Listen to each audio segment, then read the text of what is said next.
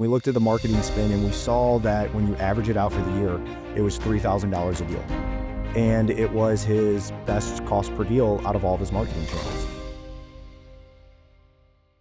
What's up, Charles? How you doing today? I'm doing pretty good. Scott, how you doing? I'm doing all right. Hey, I wanted to catch up with you. I had a client the other day, asked me a question about how we predict deals with our data, how we find that data, Yeah. and then how we utilize the data and manipulate it to extract the most motivation inside of sellers. Yeah, that's an awesome topic. Let's dive into that. Kind of get into the nitty gritty on what exactly look at what we do. And like you said, use that to predict our next move. Yeah, and one of the first things that I talked to the client about was that not all data sets are created equal. So, we're kind of data agnostic here, and we have KPIs on all of these other data companies and have access to them either through our clients or, through our own data. So, how would you start to formulate that?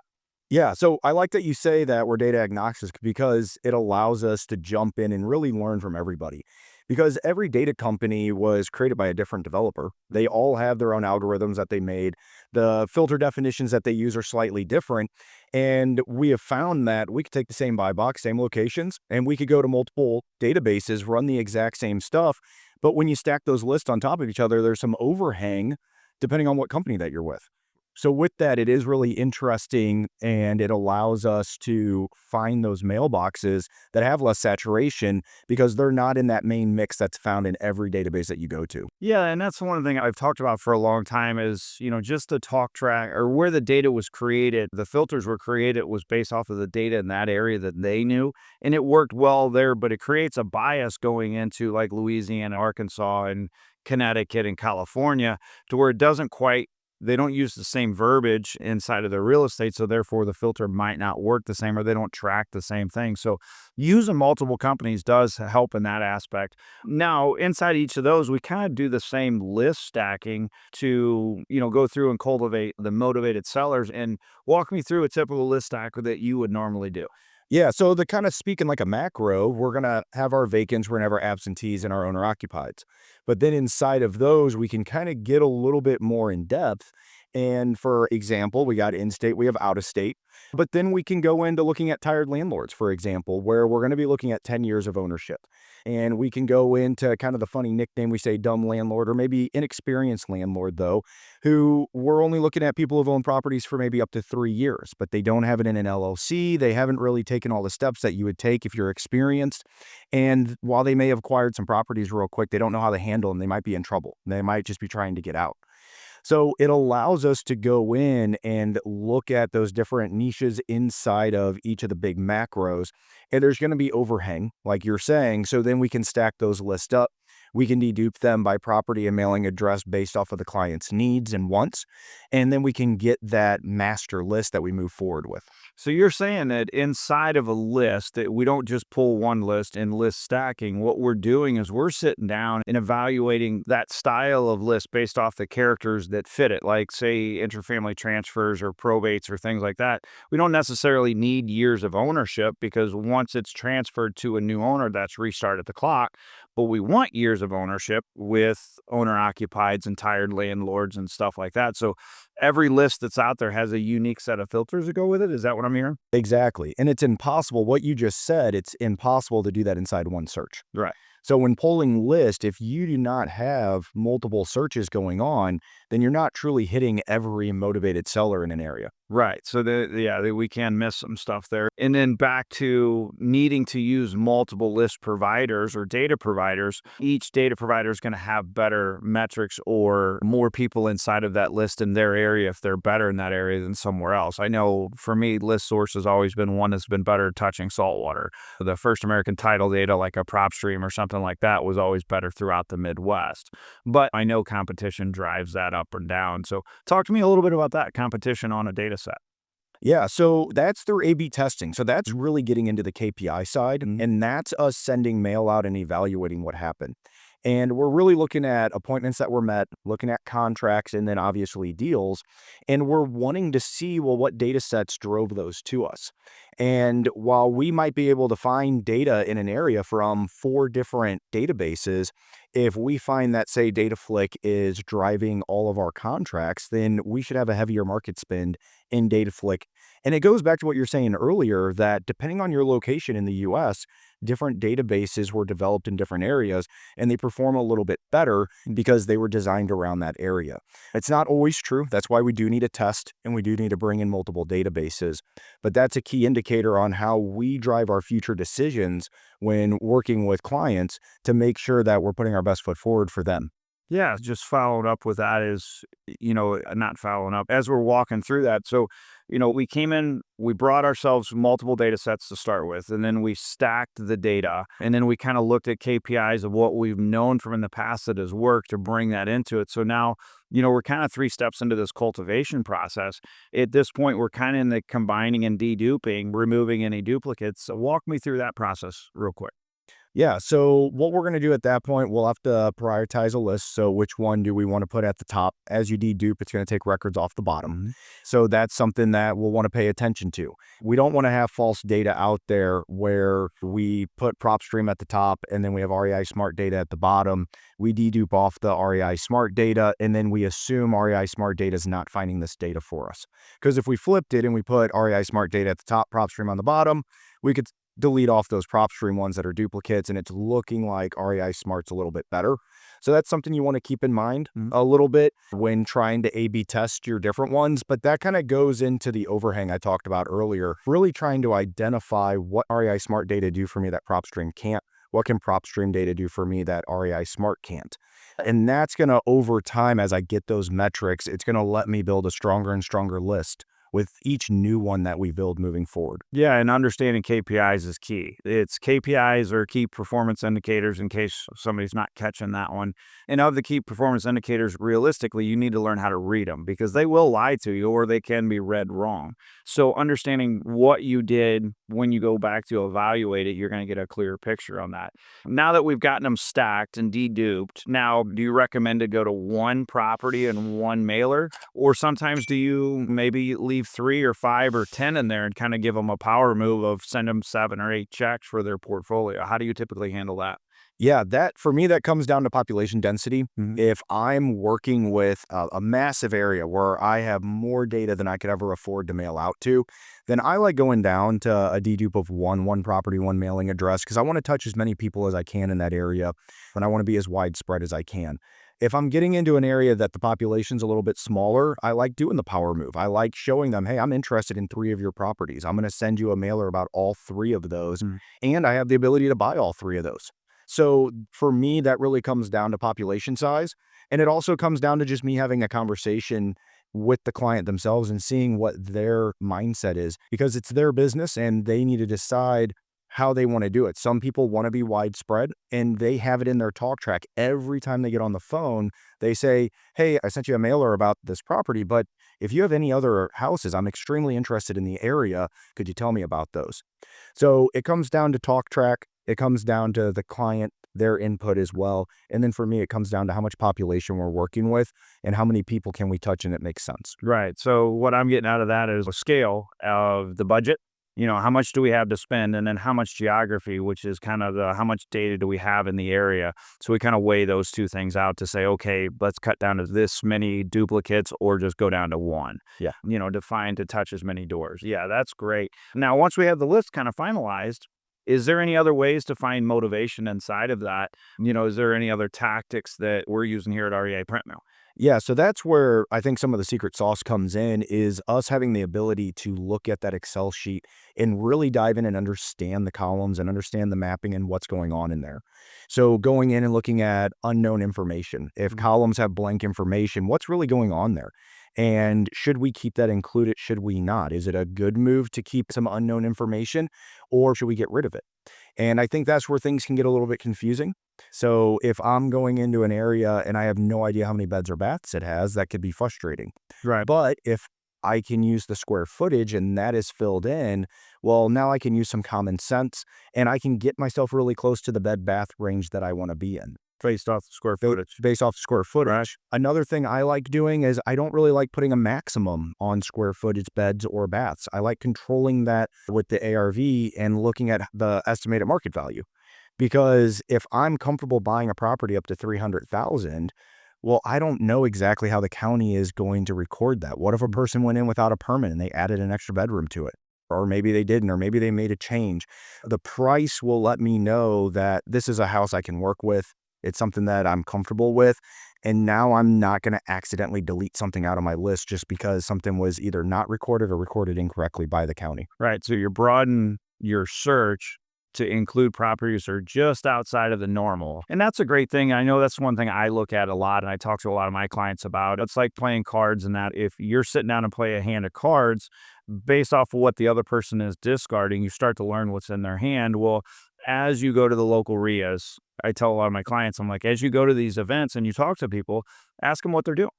And then they're going to tell you kind of what their buy boxes are. And if you just extend that buy box a little bit, you're getting outside of the norm of competition, whether it's ARV under 300,000 as it was a couple years ago. And now it's typically 350, maybe 400 as inflation's gone or the properties have gone up in value. So if you play just outside of that and then utilize AI to bring that back in. So you paint with a slider brush, and then how are you using AI to find that motivation? Definitely. So AI piece we haven't talked about yet is really powerful because we want to build out as much as we can in terms of how many properties match my buy box.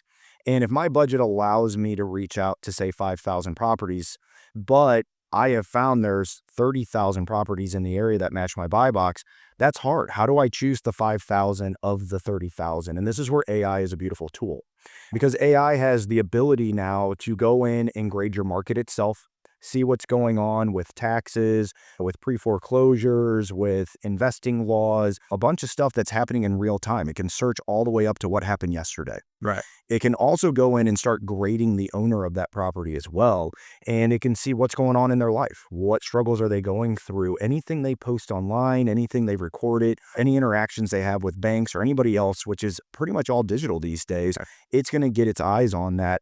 And it's going to be able to give you different motivation factors on top of that distressed property itself. So now we take our 30,000 properties that match our buy box, and we can instantly look at the people who have their life together. Everything's going good. They're fine. Well, we're not going to put a mailer in their mailbox, but we're going to now get down to, okay, who has issues?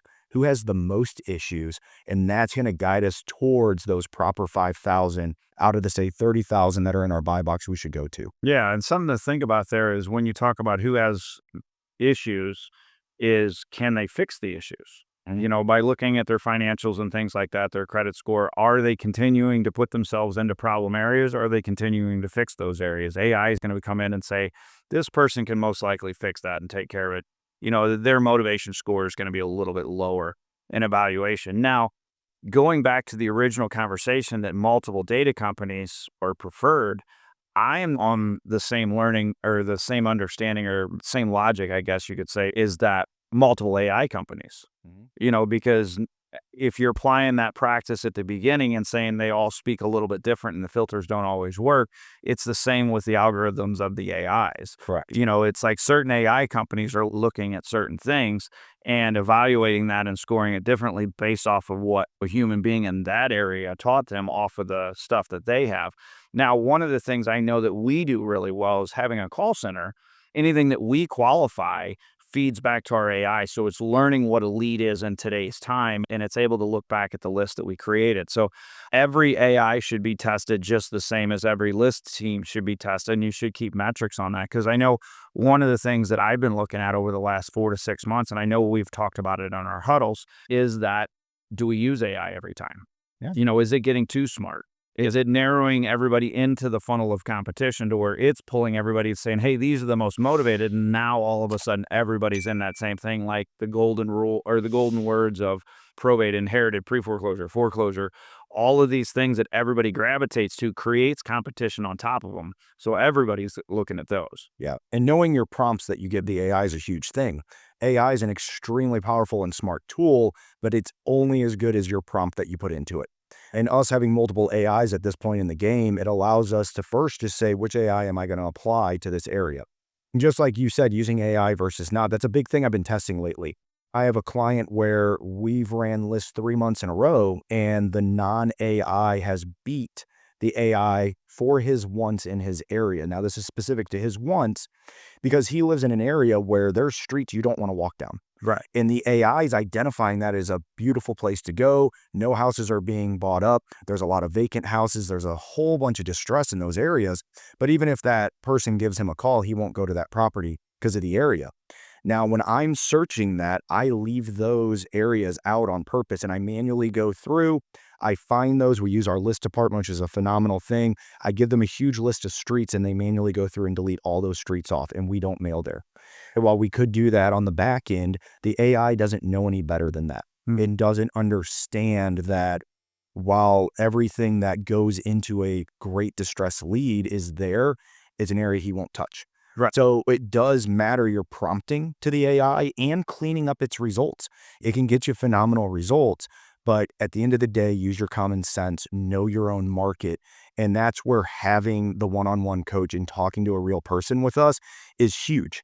Because if you don't have that and you don't clean up the list before mailing, then you're wasting some of your marketing budget. Right, and then it's when to apply it and when not to apply it. And it's, based off of your budget, is it worth using? What's the competition in the area? Who else is doing what? Who's on what list? Who's on what mailers? Us as a coach come in and help out and just say, hey, this is what we know that's going on in your area from our point of view. Actually, we're probably the only company that has KPIs on all of these other data companies. Since we're sending out about 2 million pieces of mail right now that come back in with our phone numbers on it to our call qualification team or our KPI tracker, we know exactly what the metrics are in most markets before even going in there, like predicting the weather. That being said, it's like, if you want to know your area, sit down with a coach and learn it for free, Yeah. which makes a lot of sense. But utilize the tactics in your own market as you see fit inside of your budget. So build a better game plan, build a better mousetrap. As we get to the backside of this and start to evaluate how important, because we talked about KPIs just a little bit, how important KPIs are to a campaign is to know what you're doing and know what you got out of it. If you're going to test something, have the known, have the unknown, figure out what that unknown is. So the next time when you go into, even if a campaign bombed, you know kind of why. Yep. Or if a campaign was super successful, you want to know why so you can repeat it. So the why is very powerful in direct mail and data and all of that. So we know how to continue to find success on a consistent basis. Yeah. And what you just said, in case people didn't catch this, you just said the silver bullet. You read the secret sauce right there. Everybody's like, what's the secret sauce? Who has the magic strategy? Where do I find that? And you search and you search and you search and you never find it because there is no perfect magic list or magic mailer. Right. But what the magic is what you just said, Scott. It's exactly that, tracking your KPIs and learning from them. Right. And not waiting a full 3 months to make a change, keeping an eye on it. That's why we check in with our clients every 30 days, 45 or 60 days, depending on the need for their area. And we are looking at trends. And if a trend is pointing us in a direction that we don't want to go, then we immediately start changing that marketing spend. Right. And we stop wasting money. So we make sure we can keep the cost per call, contract, and deal down throughout the year. Right. And then on the flip side, when we see it do well, we can say, hey, we got something that's on fire right now. Let's pour some gas on the fire and let's get as much out of this. We don't know how long it's going to last. Right. And we can really, really help our numbers for the entire year's scope when that happens and you identify it. One of the big mistakes that I see a lot of people make in KPIs is one, they look at them too fast and judge them for what they are too soon. Yeah, there's a balance. You're right. And the thing that they forget to do is go back and look at them at 90, 120 days or year end. I don't know how many, especially this time of year, is how many people quit over the summer that, it wasn't doing well, da, da, da, da, da. And they do a year end review. They don't do a quarterly review. They do the year end review and they come back and they're like, we had our best ROI with REI print mail.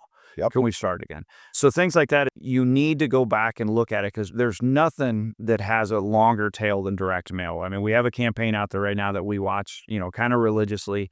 That's, spring of March, April, May of 23.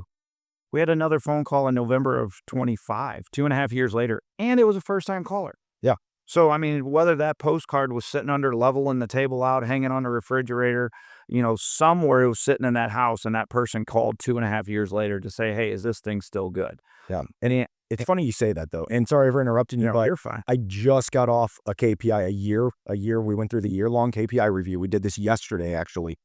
And we were really frustrated over the summer. There was definitely a lull time. And then surprisingly, he's doing phenomenal in December, which is a weird time to do phenomenal. And the mailers that just went out in October and November are performing. And he's trying to reevaluate what his monthly marketing spend is going to be on direct mail for 2026. And that's what we went through. And we started the conversation kind of negative. He's like, man, I don't think it's really doing that good. And we went back and we tracked everything. He has 60 deals this entire year so far, and we still have a couple of weeks left.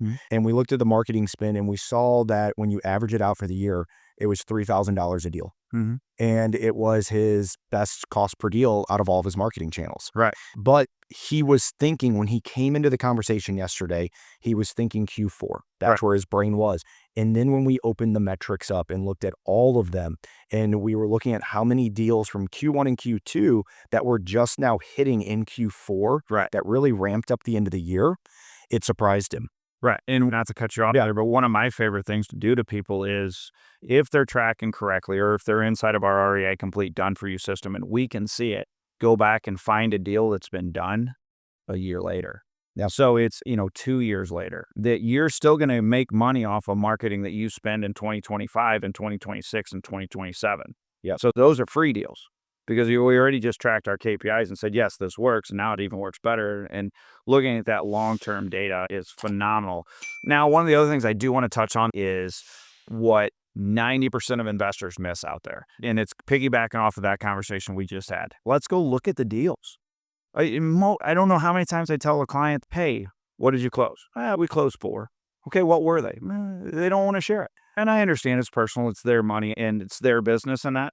But if you don't take the time to look at where the deal came from, what the spread on was. One, you can't teach yourself or AI or repeat the process because the majority of people not looking back at the deals, and we had one last year that we shut down the campaign on an interfamily transfer that we had 18 calls out of 10,000 mailers. Terrible response rate. Shut it down, went back and reviewed the deals. 8 out of the 18 calls were deals. So, I mean, it was a phenomenal closing rate, but terrible inbound rate. So, looking at those metrics and where the deals are coming from are going to tell you the end all be all on your KPIs. Exactly. Yeah. Especially when the conversion rate starts hitting like 60, 70, 80 days. You put out that money. That's a hard thing with direct mail. You put out the money and sometimes you have to wait 45 days to get your return on investment.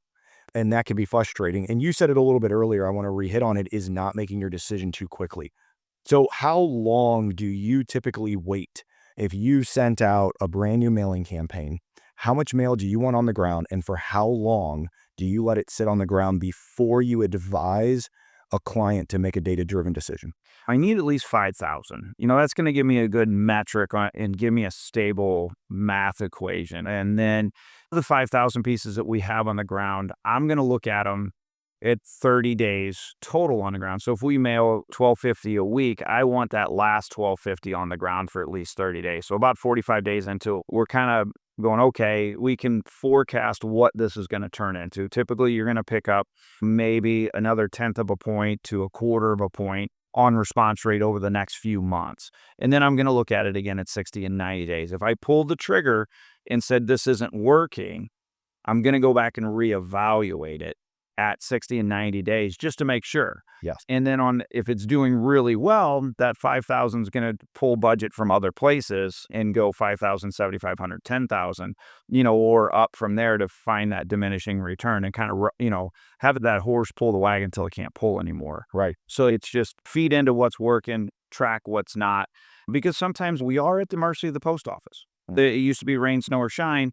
They would deliver. Now it's kind of when they feel like it. And this time of year is a key point. And last year with the election, it was terrible. We had a campaign that we mailed 10,000 pieces a month, had a terrible response rate, wasn't working, shut it off, went back and looked at it in 90 days and was like, why do I have 85 phone calls this month?